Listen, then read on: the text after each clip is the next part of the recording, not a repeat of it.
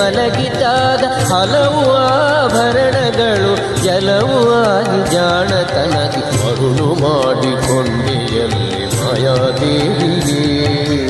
ಇರುಳು ಹಗಲು ಏಕವಾಗಿ ಹರಿಯು ನಿನ್ನ ಬಿಡದಿ ಪಂಕ್ತಿ ಮರುಳು ಮಾಡಿಕೊಂಡೆಯಲ್ಲಿ ಮಾಯಾದೇವಿಯೇ.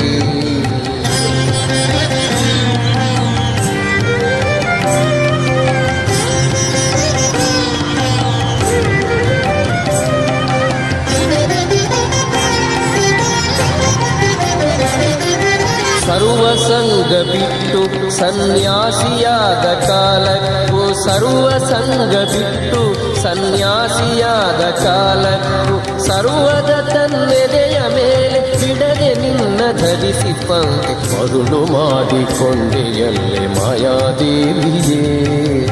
ಇರುಳು ಹಗಲು ಏಕವಾಗಿ ಹರಿಯು ನಿನ್ನ ಬಿಡದಿ ಪಂಕ್ತಿ ಮರುಳು ಮಾಡಿಕೊಂಡೆಯಲ್ಲೇ ಮಾಯಾದೇವಿಯೇ.